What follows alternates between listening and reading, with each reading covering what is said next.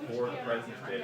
How long from now until America is vaccinating 1 million people per day, which is what they need to be on track with Biden's plan? He said he thinks we're starting to see that now. Yeah. Which camera should I? Oh, there she is. Good afternoon. I don't mean to interrupt your live shot with Dr. Fauci.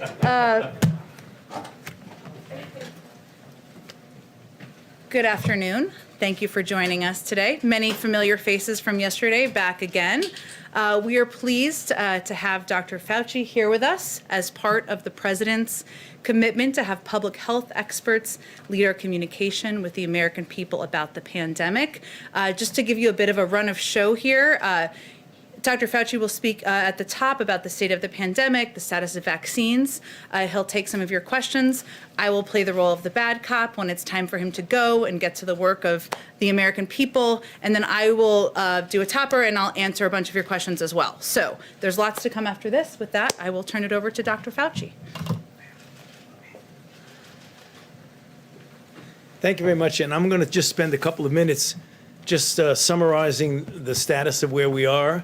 And then maybe addressing some of the things that I know are on people's minds. So first of all, obviously, we are still in a very serious situation.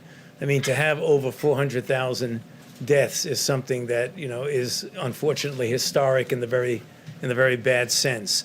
When you look at the number of new infections that we have, it's still at a very, very high rate. Hospitalizations are up. There are certain areas of the country, as I think you're all familiar with, which are really stressed from the standpoint of beds, from the standpoint of the stress on the healthcare system. However, when you look more recently at the 7-day average of cases, remember we were going between 300,000 and 400,000 and 200,000 and 300,000. Right now it looks like it might actually be plateauing in the sense of turning around. Now, there's good news in that, but you have to be careful that we may not be seeing perhaps an artifact of a slowing down following the holidays. So when we see that, we think it's real.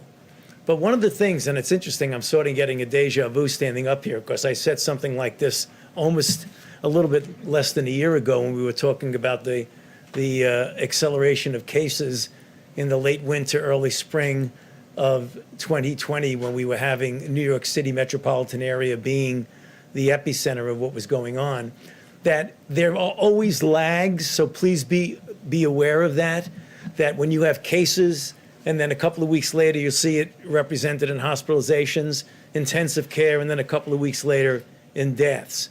So you have almost a paradoxical curves where you see something plateauing and maybe coming down at the same time as hospitalizations and deaths might actually be going up. So this is something that I just put on your radar screen. It is not an unusual thing to see that sort of thing. The other point I want to make is one that we're getting asked a lot regarding questions. And that is, what is it about these mutants that you're hearing about?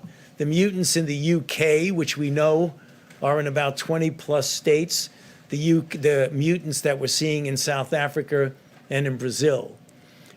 First of all, we need to understand that RNA viruses like coronaviruses mutate all the time. Most of the mutations don't have any physiological relevance with regard to the function of the virus itself. However, every once in a while, you get mutations either singly or clustered in combinations, which do have an impact. So what have we learned thus far? And I want to emphasize thus far because we're paying very, very careful attention to this, and we take it very seriously. At least from the experience that our colleagues in the UK have had, the one that is in the UK appears to have a greater degree of transmissibility, about twice as much as what we call the wild type original virus. The one that is in South Africa is a bit different, and I'll get to that in a second. So it does look like it increases the transmissibility. They say correctly, on a one-to-one basis, it doesn't seem to make the virus more virulent or have a greater chance of making you seriously ill or killing you. However, we shouldn't be lulled into complacency about that, because if you have a virus that is more transmissible, you're going to get more cases, when you get more cases, you're going to get more hospitalizations. And when you get more hospitalizations, you're ultimately going to get more deaths. So even though the virus on a one-to-one basis isn't more serious, the phenomenon of a more transmissible virus is something that you take seriously. The next thing is, does it change enough to interfere with the efficacy of a whole group of monoclonal antibodies that many of you are aware of? The monoclonal antibodies that are being used for treatment in some cases and prevention. Since monoclonal antibodies bind to a very specific part of the virus, when there's a mutation there, it has much greater a chance of obliterating the efficacy of a monoclonal antibody. And we're seeing in the much more concerning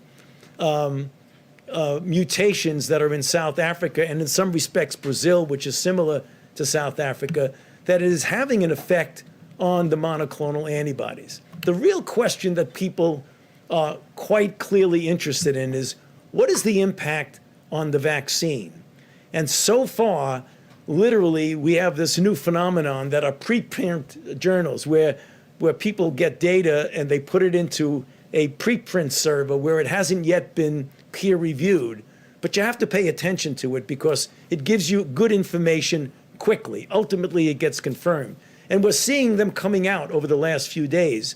And what they're saying is that what we likely will be seeing is a diminution, more South Africa than UK. UK is that diminution in what would be the efficacy of the vaccine-induced antibodies. Now, that does not mean that the vaccines will not be effective. And let me explain why. There's a thing called a cushion effect. So if you have a vaccine like the Moderna and the Pfizer vaccine that can suppress the virus at a dilution, let's say, of 1 to 1,000, and the mutant influences it by bringing it down to maybe 1 to 800 or something like that, you're still well above the line of not being effective. So there's that cushion that even though it's diminished somewhat, it still is effective. That's what we're seeing, both certainly with the UK, which is very minimal effect. We're following very carefully the one in South Africa, which is a little bit more concerning, but nonetheless not something that we don't think that we can handle. What is the message? Because someone could say, now wait a minute, if you have the possibility that the vaccines are diminishing in their impact, why are we vaccinating people? No. It is all the more reason why we should be vaccinating as many people as you possibly can. Because as long as the virus is out there replicating, viruses don't mutate unless they replicate. And if you can suppress that by a very good vaccine campaign, then you could actually avoid this deleterious effect that you might get from the mutations. Bottom line, we're paying very close attention to it. There are alternative plans. If we ever have to modify the vaccine, that is not something that is a very onerous thing. We can do that given the platforms we have. But right now, from the reports we have, literally as of today, it appears that the vaccines will still be effective against them. With the caveat in mind, you want to pay close attention to it. So, Jim, why don't I just stop there and then maybe just answer some questions on anything else that I said. So, yeah. How helpful would it have been if Amazon got involved with the federal response to COVID-19 before Biden took office? And do you know about any plans or discussions ahead of yesterday? No, I don't think I could answer that question. I'd be waving my hands about that, sorry. Well, you know, one of the new things in this administration is if you don't know the answer, don't guess. Just say you don't know the answer. Yeah. Yes. Dr. Fauci, a couple of questions, if I might. I'd like to follow up with you on what you just said about this strain in South Africa. Has that strain made its way to the United States? And what, if any, concerns do you have? How much do we understand about it? It's a great question. Thus far, it does not appear at all that the South African strain is in the United States. However, we must be honest and say that the level of comprehensive sequence surveillance thus far is not at the level that we would have liked. So we're going to be looking very, very carefully for it. But given the information we have today, it doesn't appear that the South African strain is here. Okay, Just ask you about the effort to distribute the vaccines, because of course, that's what most people want to know. When are they going to get a vaccine? Is the Biden administration starting from scratch with the vaccine distribution effort, or are you picking up where the Trump administration left off? No, I mean, we certainly are not starting from scratch, because there is activity going on in the distribution. But if you look at the plan that the president has put forth about the things that he is going to do, namely get community vaccine centers up, get pharmacies more involved, where appropriate, get the Defense Production Act involved, not only perhaps with getting more vaccine, but even the things you need to get a good vaccine program. For example, needles and syringes that might be more useful in that. So it's taking what's gone on, but amplifying it in a big way. President Biden said that what was left was abysmal, essentially. I mean, is there anything actionable that you are taking from the previous administration? Well, Is that delaying your efforts to get the vaccine? I mean, that's the question. no, I mean, we're coming in with fresh ideas, but also some ideas that were not bad ideas with the previous administration. You can't say it was absolutely not usable at all. So we are continuing, but you're going to see a real ramping up of it. One more final question. You had said that most people will be vaccinated by the middle of 2021. Is that still your expectation? Yes, it is. I mean, I believe that the goal that was set by the president of getting 100 million people vaccinated in the first 100 days is quite a reasonable goal.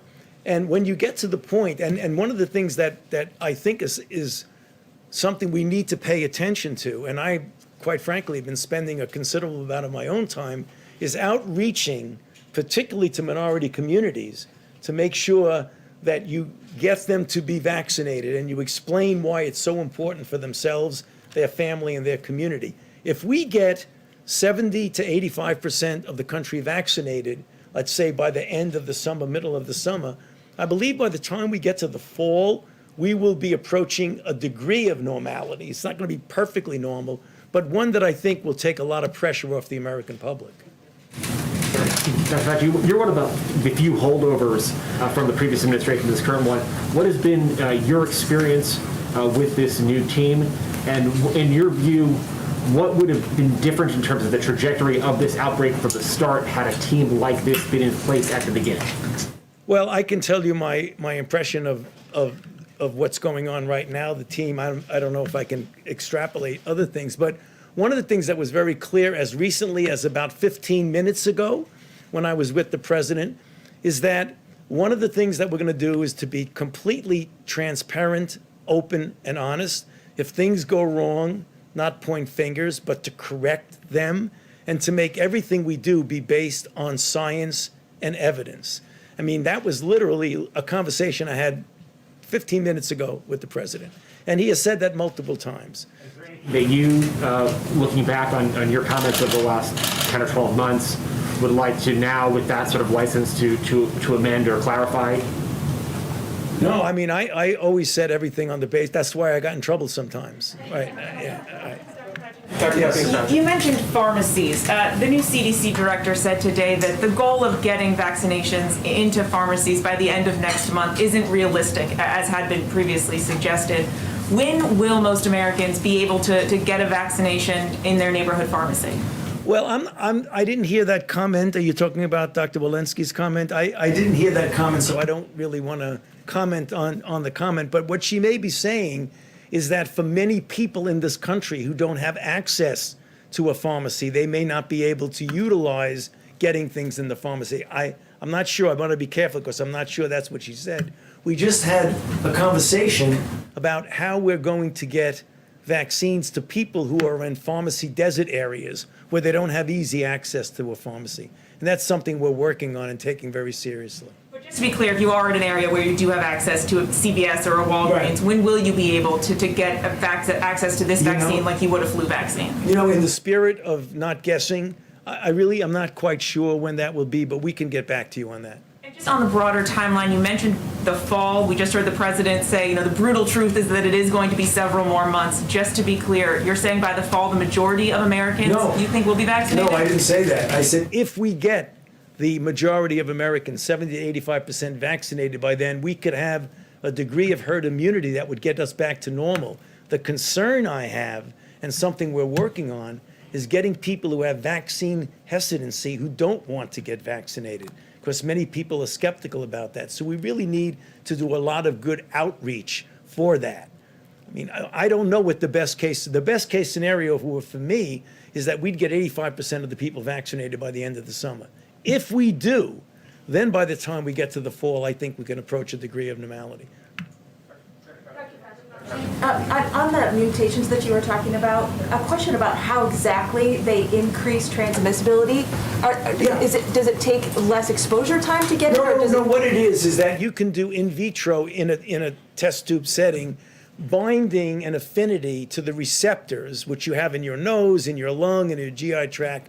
The receptor for the virus is called an ACE2 receptor, and the facility or affinity with which a virus binds to that means that it very likely will have a better efficiency of infection and replicate more in the nasopharynx. So that's how you make that determination in the test tube. Then you look epidemiologically and you see a spike going up in the sense of number of cases, and they sort of match each other. A virus that has the ability to easily bind to and replicate with your receptors is one that likely will spread easier. Mean that you'd have more viral load?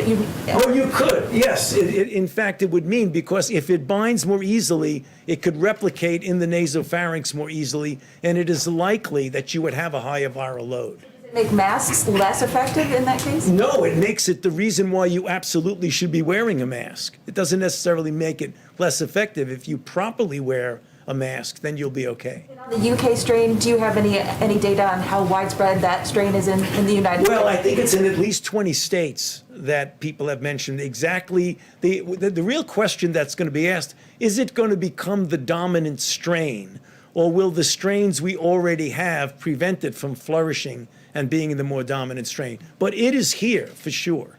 Yeah. Just a follow-up on vaccines. Some state and local authorities are saying that they would be able to distribute more vaccines if they had more. Is the Biden administration now trying to increase production by Moderna and Pfizer in the next 6 weeks? Yeah, as well as to utilize what we hope will be another player in the field, the J&J, Janssen, as well as other of the companies. But also, as the president has said in his plan, to do whatever he can to expand the availability of vaccines, whatever that is. I mean, he said that he's going to just use every possibility, including the Defense Production Act. Can you explain the discrepancy between what some states are saying about needing more vaccines and the CDC saying that a lot of vaccine is still remaining on their shelves? Yeah, I think that is something that we need to really take a close look at, because that is sort of an inconsistent discrepancy. And then one of the things we want to do is to find out why that's the case. And if it is the case, particularly the thing that would be most disturbing, if there's vaccine laying around and people are not using it when others would need it. But I don't know the answer to that question, but we need to look into it. Dr. Fauci, you've joked a couple times today already about the difference that you feel in being kind of the spokesperson for this issue in this administration versus the previous one. Can you talk a little bit about how much different do you feel, less constrained? What is the, you for so many times you stood up behind the podium with Donald Trump standing behind you. That was a different feeling, I'm sure, than it is today. Can you talk a little bit about how you feel kind of released from what you had been doing for the last year? Yeah, but you said I was joking about it. I was very serious about it. I wasn't joking. No, actually, I mean, obviously, I don't want to be going back, over history, but it was very clear that there were things that were said, be it regarding things like hydroxychloroquine and other things like that, that really was uncomfortable because they were not based on scientific fact. I can tell you, I take no pleasure at all in being in a situation of contradicting the president. So it was really something that you didn't feel that you could actually say something and there wouldn't be any repercussions about it. The idea that you can get up here and talk about what you know, what the evidence, what the science is, and know that's it. Let the science speak. It is somewhat of a liberating feeling. Basically banished for a few months there for a while. You feel like you're back now? I think so. Well, Okay. that's Mike Shear. If you don't want to take questions from him, you can. Thank you, Dr. Fauci, so much for joining us. We really appreciate it, and we'll have him back again. So Thank you. Well, thank you, everyone. As I promised, we'll have a full briefing from here. So, as you know, just a few moments ago, the president also released a national COVID-19 strategy and signed 10 executive orders and other directives to move quickly to contain the crisis. Underpinning everything the president signed today and everything we do every day will be equity. Some highlights of those actions include an executive order to fill supply shortfalls for vaccinations, testing, and PPE. The president directed agencies to exercise all appropriate authorities, including the Defense Production Act, to accelerate manufacturing and delivering of supplies such as N95, masks, gowns, gloves, PCR swabs, test reagents, and necessary equipment and material for the vaccine. The president also signed a presidential memorandum to increase federal reimbursement to states and tribes for the cost of National Guard personnel, emergency supplies, and the personnel and equipment needed to create vaccination centers. An executive order that established a COVID-19 pandemic testing board to bring the full force of the federal government's expertise to expanding testing supply and increasing access to testing. An executive order to bolster access to COVID-19 treatments and clinical care, establishing a comprehensive and coordinated preclinical drug discovery and development program to allow therapeutics to be evaluated and developed in response to pandemic threats. Sorry, I had to clear my throat. There's a lot here. He also issued an executive order directing the Departments of Education and Health and Human Services to provide guidance on safe reopening and operating for schools, childcare providers, and institutions of higher education. An executive order on the Occupational Safety and Health Administration to immediately release clear guidance for employers to help keep workers safe from COVID-19 exposure. An executive order to require mask wearing in airports or certain modes of public transportation, including many trains, airplanes, maritime vessels, and intercity buses. And an executive order establishing a COVID-19 health equity task force, something we had previously announced, but making it official today, to provide specific recommendations to the president for allocating resources and funding in communities with inequities in COVID-19 outcomes by race, ethnicity, geography, disability, and other considerations.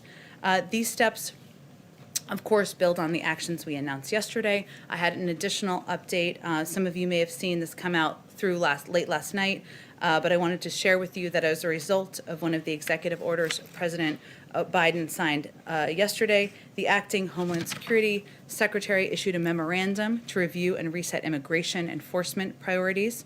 For 100 days, beginning tomorrow, the Department of Homeland Security will pause removals for certain individuals. This pause will allow the administration to review and reset enforcement policies and ensure that resources are dedicated to the most pressing challenges and that we have a fair and effective enforcement system rooted in responsibly managing the border and protecting our national security and public safety. I had one other item I just wanted to flag for you about something the First Lady is up to.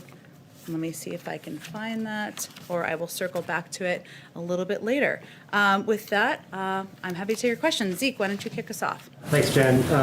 There was some reporting earlier today about the president's commitment to extending New START. Can you talk about what the president's directive on that front has been? Additionally, can you confirm that the president requested reports from the new DNI for an assessment on potential foreign interference in the 2020 election, and then also the Solar Winds Act? I can confirm that the United States intends to seek a 5-year extension of New START as the treaty permits. The president has long been clear that the New START treaty is in the national security interests of the United States. And this extension makes even more sense when the relationship with Russia is adversarial, as it is at this time. New START is the only remaining treaty constraining Russian nuclear forces and is an anchor of strategic stability between our two countries. And to the other part of your question, even as we work with Russia to advance U.S. interests, so too we work to hold Russia to account for its reckless and adversarial actions. And to this end, the President is also issuing a tasking to the intelligence community for its full assessment of the SolarWinds cyber breach, Russian interference in the 2020 election, its use of chemical weapons against opposition leader Alexei Navalny, and the alleged bounties on U.S. soldiers in Afghanistan. So that's hopefully answered all of it. That was a mouthful. And just changing gears for a quick second to COVID and the negotiations with Capitol Hill, how long is the president willing to pursue bipartisanship? Democrats are already talking about a reconciliation process. Is there given the critical need for some sort of aid here that the president's talking about, is there a deadline at which he's giving Republicans, is it February 1st? Is it President's weekend by which he'll say, no, we're going to do this by reconciliation instead? Well, I'm not going to set any deadlines on our first full day in office, but I will say, and hopefully I'll have more for all of you on this tomorrow, we are going to be increasing our engagement. It's already been ongoing even before the president was inaugurated yesterday, but hopefully we'll have more to share with you tomorrow on meetings, engagements, discussions that will be going on with leaders on Capitol Hill and many members over the course of the next several days. As I conveyed to all of you yesterday, his preference and priority is a bipartisan package and working with members of both parties to come to agreement on that, because he believes that the crises facing the American people, as we saw the jobs numbers this morning, the unemployment insurance claims, I should say, we put out a statement by our NEC director in case you didn't see that. As we've seen, and the reports from Dr. Fauci just a few minutes ago, this crisis is dire and it requires immediate action. And we hope and expect members of both parties to work together to do that. We're also not going to take options off the table, so we'll proceed with those discussions over the next couple of days. Go ahead, Kristen. Hi, Jen. If I could just follow up on that. There was some reporting that there was going to be a meeting this weekend with a bipartisan group of lawmakers. Can you give us any indication? Is that going to happen with President Biden or with his economic team? Is that your expectation? Well, I think the reporting was around a meeting with NEC Director Brian Deese. I spoke with him earlier today. He is definitely going to be engaging with a range of members and a range of different groups of members from Capitol Hill in the coming days. I think we were still working to confirm specific meetings before I came out here, and I hope to have more for all of you on that by tomorrow. Okay, and more broadly speaking, Jen, President Biden has proposed this $1.9 trillion package. You already have some Republicans who say, we just passed a stimulus plan. They're not going to get on board with this. Mitt Romney among them, who says we just passed a program with over $900 billion. And some people say the price tag is just way too big. So how does President Biden expect to get this passed with bipartisan support? And how does that fit into his broader message of bipartisanship, proposing something like this that's that big? Well, I think it fits perfectly into his message of bipartisanship. He wants to work with Democrats and Republicans to address the crises that the American people are facing, whether they live in red states or blue states or Democrats or Republicans. The package was designed based on recommendations from health experts, from economists. It's been applauded by everyone from Senator Bernie Sanders to the Chamber of Commerce.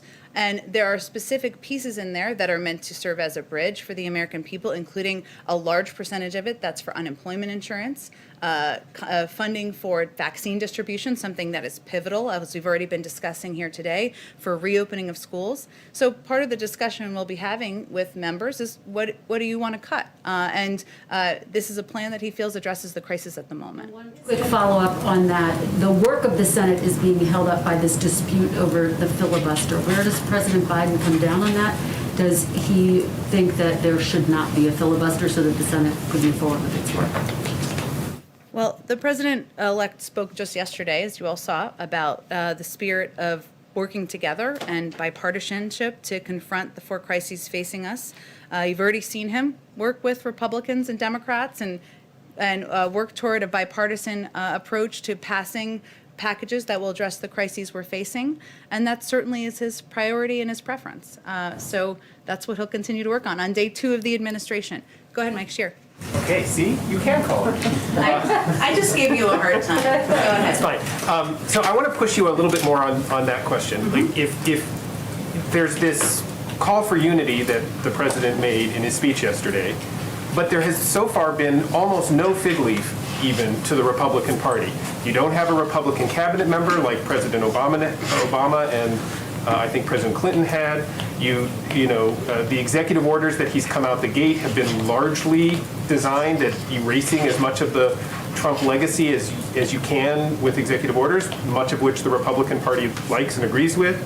You've put forth an immigration bill that has a path to citizenship but doesn't do much of a nod towards the border security. And you've got a $1.9 trillion COVID relief bill that has, as folks have said, already drawn all sorts of criticism. Where is the actual action behind this idea of bipartisanship? And when are we going to see one of those, sort of substantial outreaches that says this is something that, the Republicans want to do too? Well, I guess what I would send back to you, there was a lot in there, so let me do my best here. But Mike, is unemployment insurance only an issue that Democrats in the country want? Do only Democrats want their kids to go back to schools? Do only Democrats want vaccines to be distributed across the country? He feels that package is designed for bipartisan support. I will also say that we have also had some positive developments on our confirmations and our nominees. Last night, as you all saw, the president's nominee, now confirmed first female leader of the intelligence community, was confirmed with a vote of 84 to 10. You can check me on that, but an overwhelming vote.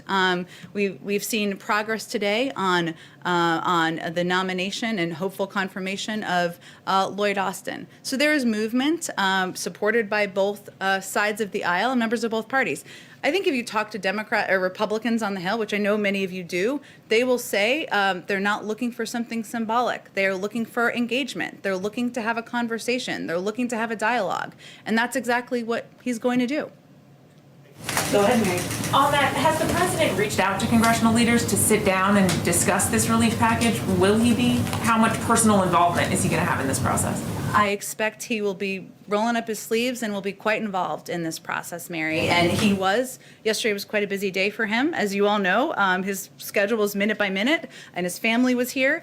But he was involved even before yesterday, having conversations with members of both parties, picking up the phone and having those conversations.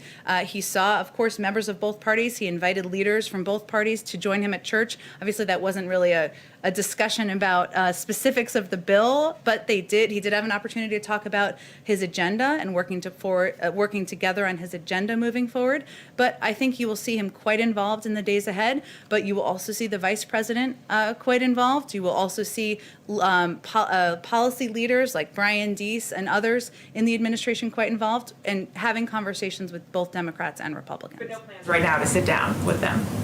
Well, I think we will have more to share with you soon in terms of engagement of many of our senior officials with members of both parties. And on the Defense Production Act, just to be clear, has the administration actually invoked the Defense Production Act? And if so, can you spell out what changes we may see because of this? Which companies are being asked to make what? Well, let me give you a very specific example that helped really make it clear for me. One area is to acquire more low dead volume syringes, and what that does is these specialized syringes allow pharmacists and vaccinators to extract an extra dose of the Pfizer vial, so making more doses available, of course. It also prioritizes the Defense Production Act raw materials that are used to produce the vaccine, so reducing bottlenecks. And it enables manufacturers, us to empower and invoke, I guess, an action from manufacturers to make sure we have the materials we need to get the vaccines out the door and in the arms of Americans. In terms of, obviously, he signed it this afternoon. I'll have to just circle back with you on what it means, if it's officially invoked in this moment or if it takes some time, and we can circle back with you after the briefing. Go ahead, John. On stimulus, is the White House drafting a legislative bill? You mean in terms of the what he announced last week, last Thursday? Well, he announced what his specific ideas will be and what his vision is. But right now we're having discussions with members of both parties, as we have for the last week, about what that will look like. Okay, so no bill draft coming out of the White House is what I'm saying. Well, I'm happy to talk to our legislative team about that. I think what was important to the president was to outline what his vision would be. This is how the process should actually work, right? The president outlines, here's my vision, here's what I think should be in a package. Let's have discussions, let's have engagements with both parties, and let's see what comes out of the sausage making at the other side. Go ahead, Anita. I'll come back to you. I'm sorry I keep missing, but Just following up on what Kristen asked, I don't think I heard an answer about whether the president supports keeping the filibuster, or where he sits on that. Has he talked to Senator Schumer about that? I mean, he served there a long time. What are his thoughts on that? I think what I was conveying to Kristen is that the president has been clear. He wants to work with members of both parties and find bipartisan paths forward. And I don't have any more conversations to read out for you at this point in time. Specifically answer that, unless I'm not understanding your answer. I don't think I have more to add to my answer. Okay. And then just on the impeachment trial, I know that there was some talk about sort of the Senate doing both things at the same time, two things at once. There's some reporting this afternoon that Republicans are pushing to have the impeachment trial start in February. Where do you all stand still now on that? Are you still looking for that both paths to happen at the same time? Would it be preferable to do that first, or are you okay with later, as some Republicans are talking about? Well, Anita, I think we have been pretty consistent that we believe the timing and the mechanisms for the Congress and the Senate moving forward and holding the former president accountable, we'll leave that to them. And what our biggest priority and focus is ensuring that it doesn't delay the Senate, Congress moving forward in consideration and discussion around the COVID relief package that the president proposed last week. Go ahead. Thank you, Jen. Is the print cooler? I have a question for myself and then a question for someone who cannot be here because of the social distancing policies. My question is this, and it's about unity again. I've heard from conservatives who are afraid that the president is going to try to pull back religious conscience exemptions for groups like Little Sisters of the Poor. The president pledged he would do that in July when Little Sisters won a case in the Supreme Court. The Health and Human Services nominee Javier Becerra pursued that line of going after the exemptions as Attorney General of California. What's the president going to do on that? I haven't discussed that particular issue with him. I'm happy to circle back with you, but I don't. There's not a change in his position from what he said earlier this summer. Did you have another question? Question from Adam Longa of WUSA 9. He says, we saw the president warmly greet Mayor Bowser during the parade yesterday. She is pushing for the D.C. statehood measure to be on the president's desk within 100 days. Will the administration get behind this bill, and does the president support it? I hate to disappoint you, but I will have to circle back with you on that as well. There's quite a bit going on. I have not discussed D.C. statehood with him in the last 36 hours. I look forward to hearing it. Okay, sounds great. Go ahead in the back. Yeah, thanks, Jen. I wanted to circle back on something COVID related. I know the president has obviously made a priority of resuming in-person learning in the first 100 days. I wondered, is the administration planning to issue any kind of uniform guidance to states on, whether it's reopening schools, reopening businesses, indoor dining, stuff like that? Or are you all planning to just kind of leave it to states to do sort of a patchwork based on their own situations? Well, as Dr. Fauci conveyed, our objective is to ensure that health and medical experts are leading the effort in delivering guidance, determining guidance, and also communicating it with the public whenever possible. And any guidance would come, of course, as you know, from the CDC. We will, of course, defer to that. But part of our priority and our focus here is on providing more engagement with states, more clear guidance from the federal level in terms of how we're planning to operate, what data we're seeing, how vaccines are being distributed, what we see as the challenges, and that communication has been lacking as we understand it from our conversations in the past few months. So that is what we will focus on improving in the months ahead. Would you specifically, are you planning to do, daily or weekly calls with states, or how are you planning to up the communication there? Well, we have an entire COVID team, as you know, who are now, most of them are official, and part of their role will be engaging with governors, Democrats and Republicans, mayors, local elected officials to gain a better understanding of what's happening on the ground. That will be how they're going to be intaking a great deal of information. Obviously, health care providers and experts on the ground as well. We will also do engagement from the level of the president and the vice president as well, because they also want to have that conversation with states and local officials on what they're experiencing, what they see the challenges as, and how they can be addressed. And that's something I think in President Biden's heart. He is a local elected official still, and he gets into the weeds of what they're experiencing, and he will be involved in that himself.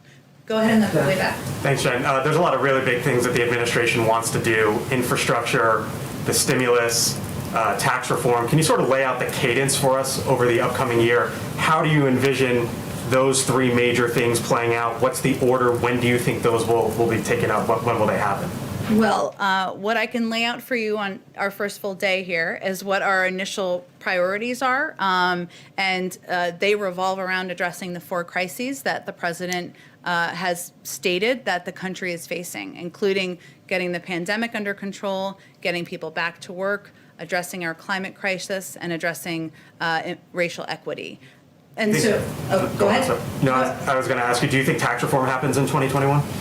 I don't really have any predictions for you on that. I think at this point in time and for the foreseeable future, addressing the pandemic, getting the pandemic under control, and that linkage to getting people back to work will be his top priority. Keystone XL, the decision yesterday from the president, what would you say to those who have lost their job or will lose their job as a result of that decision? What would the message from the president and the White House be? The message of the president and the White House would be that he is committed. His record will shows the American people that he is committed to clean energy jobs, to jobs that are not only good, high-paying jobs, union jobs, but ones that are also good for our environment. He thinks it's possible to do both.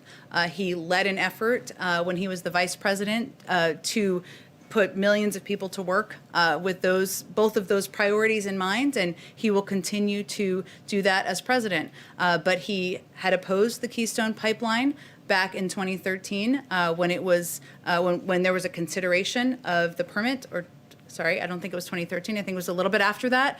And he's been consistent in his view, and he was delivering on a promise he made to the American public during the campaign. Go ahead all the way in the back. Thank you. I wanted to ask you about India-US relationship. What is President Biden's vision of an India-US relationship, the relationship between the world's oldest and the world's largest democracies? Well, first I would say that President Biden, who of course has visited India many times, respects and values the long bipartisan, successful relationship between leaders in India and the United States.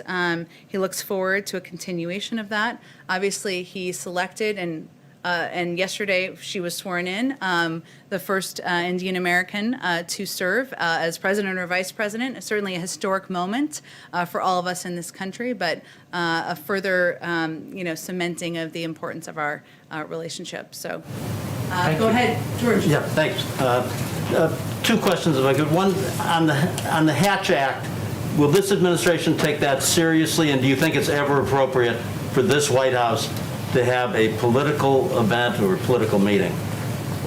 Well, as you know, there are some political events that are acceptable, but we certainly take the Hatch Act seriously and will abide by that. And you will not see a political rally on the south lawn of the White House with under President Biden. The second one, this may sound trivial, but presidents and candidates have some events where they're fun for the candidate. The big crowd on the acceptance speech at the convention, the big crowd at the inauguration, big rallies. Because of COVID, this president has been denied all those. Has he ever been at all wistful about sort of missing the fun parts of being a candidate and the inauguration? Not in front of me, George. I will say that even yesterday, or of the last couple of days, he tried to find a moment of joy with his family and with his grandchildren, who bring him a great deal of joy and a recognition of course, the great responsibility he has on his shoulders, but a moment in history that he was playing a very important part of. So I would say he's been in public office, as you all know, for decades, and he's had many joyful moments, but this moment, serving as president, coming in at a crisis where thousands of people are dying from a pandemic every day, millions of people are out of work, is not really a time for daily joy as the leader of the free world, and he's focused on doing his job to get the work done for the American people. Go ahead. Why weren't President Biden and all members of the Biden family masked at all times on federal lands last night if he signed an executive order that mandates masks on federal lands at all times? At the inaugural Memorial, yes. I think, Steve, he was celebrating an evening of a historic day in our country, and certainly he signed the mask mandate because it's a way to send a message to the American public about the importance of wearing masks, how it can save tens of thousands of lives. We take a number of COVID precautions, as you know here, in terms of testing, social distancing, mask wearing ourselves, as we do every single day, but I don't know that I have more for you on it than that. But as Joe Biden often talks about, it is not just important the example of power, but the power of our example. Was that a good example for people who are watching who might not pay attention normally? Well, Steve, I think the power of his example is also the message he sends by signing 25 executive orders, including almost half of them related to COVID. The requirements that we're all under every single day here to ensure we're sending that message to the public. Yesterday was a historic moment in our history. He was inaugurated as President of the United States. He was surrounded by his family. We take a number of precautions, but I think we have bigger issues to worry about at this moment in time. Go ahead, Anita. Jen? You mentioned. Oh, sorry, Jeff. Let me go to Jeff, Anita, because I already went to you, if that's okay. Jeff, go ahead. Thanks very much. Follow up on New START. Do you have any indication from Russia that they will object to the extension of 5 years, and has the United States already alerted Moscow about its desire? Well, we have not, obviously, as you know, a number of our nominees have talked about our intention during their confirmation hearings over the past couple of days of extending New START. I don't have any calls to read out for you, but I can check and see if any notifications or discussions have happened this afternoon. And a follow-up on something from yesterday, which I think you referred to, that President Biden had said that President Trump left him a very generous note, and he didn't want to talk about it until he spoke to President Trump. Are President Biden and former President Trump going to have a call? There's no call planned. What he was conveying is that he didn't want to release a private note without having agreement from the former president. But I wouldn't say he's seeking it through a phone call. He just was even trying to be respectful in that moment of a private letter that was sent. With regard to the former president, has President Biden spoken to Speaker Pelosi at all about the timing of when she plans to bring the impeachment articles to the Senate and how he would like to see this trial proceed? President Biden has been pretty clear about what the focus of his conversations are and what his intention is with his engagements with leaders from both sides of the aisle and in both houses of Congress, including with Speaker Pelosi, someone he's known for quite some time. And that is his intention and focus on getting the COVID package through. So he will leave it to her and to now Leader Schumer to determine what the path forward and the timeline will be in holding the former president accountable. Anita, go back to you. Yeah, you earlier mentioned 4 priorities of the president. I was surprised to not hear immigration per se in that, because yesterday many of the executive orders were about immigration. There were 2 major agency releases last night about immigration. The bill is being introduced today.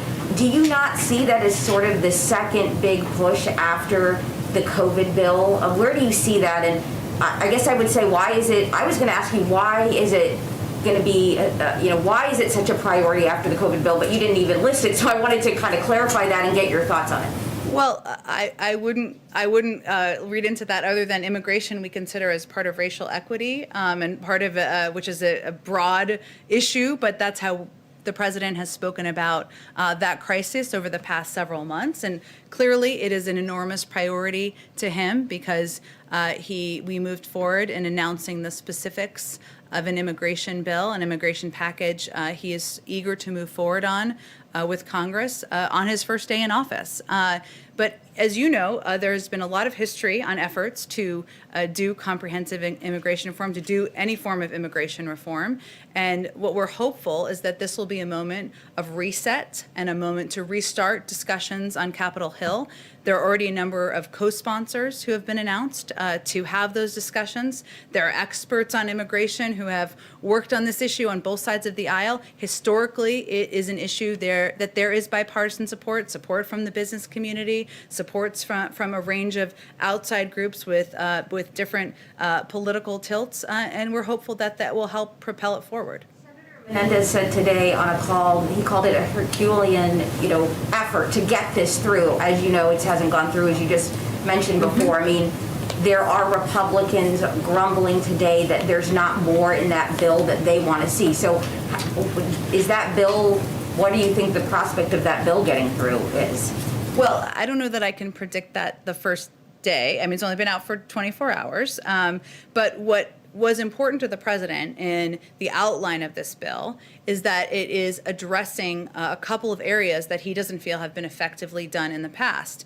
The last 4 years, the immigration policy has been based around funding for a wall. That has not worked, even to keep the country safer, even to keep bad actors out. And so his approach is multi-pronged. It is to do smart security that will help address and use technology to address key border crossings, address ports of entry more effectively and efficiently, and putting that oversight in the hands of the Department of Homeland Security. It will also help address root causes of migration, and that hasn't been in past bills, as you probably well know, Anita. It was not in the bill in 2013, but it's something that he has been an advocate for in his time in public office.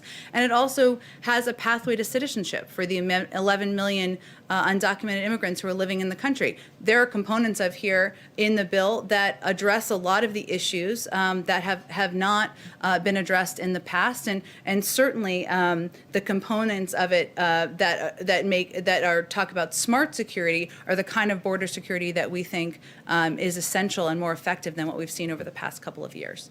Go ahead. Oh. Can I go to Zeke first and then to you, Kristen? Go ahead. I just wanted to follow up on a question I asked the president an hour or so ago about the 100 million vaccines in the first 100 days target. That's roughly a per diem basis of where the vaccinations are right now.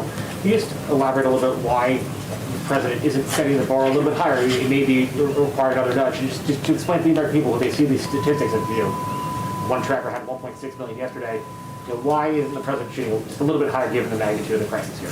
Well, none of us are mathematicians, myself included, so I asked our team to do a little math on this. So the Trump administration was given 36 million doses when they were in office for 38 days. They administered a total of about 17 million shots. That's about less than 500,000 shots a day. What we are proposing is to double that to about 1 million shots per day.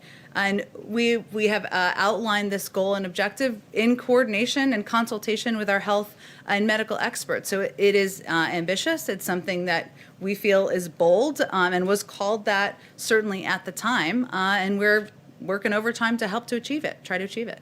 But is the president trying to? He obviously would try to exceed that if possible. Is it possible we may see in a couple of weeks or month that the president would up that goal? Well, Zeke, there are a lot of factors that go into determining how many shots can get into the arms of Americans. We feel confident we can achieve this goal. Obviously, there are other vaccines that are being considered at this point in time by the FDA.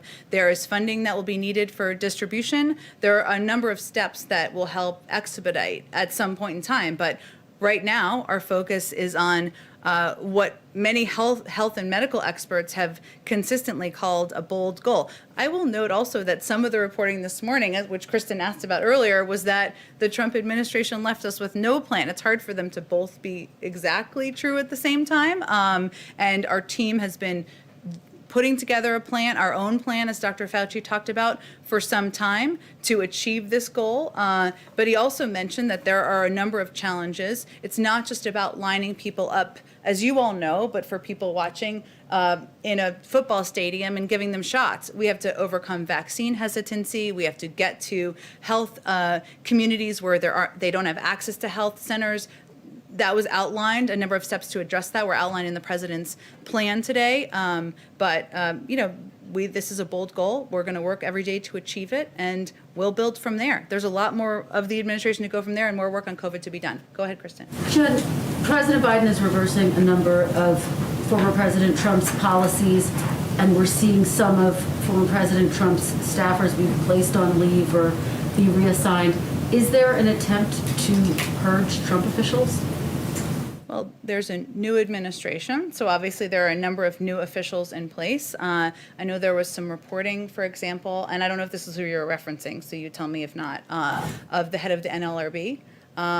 That's an individual who was not carrying out the, anyone would tell you, not just from our administration, the objectives of the NLRB. And so they're no longer in their position, and we'll make those decisions as needed. So there's not an effort writ large, but you're reassessing individuals. Well, Kristen, as you know, when a new administration comes in, there's a massive changeover in political appointees and nominees and people who will serve in a variety of roles.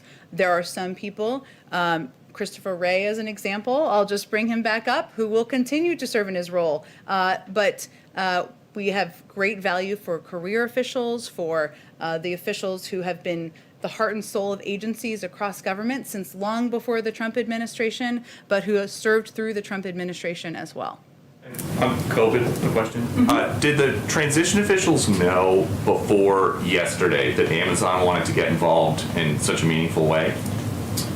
We saw, not that I'm aware of. I'm happy to check. I mean, when the reporting came out, I asked the question, and I think internally, and what was conveyed to me, and I don't think we discussed this yesterday, was that we've had a lot of outreach, some privately, some publicly, from a range of businesses and private sector entities, and we certainly welcome that, and we'll be considering all of those offers and what makes the most sense in our plans and proposals. So, because there are some Trump officials saying they were never offered help from Amazon, and so they're essentially saying they think this was a political call for Amazon to wait while lives were hanging in the balance, but you're saying that is not the case.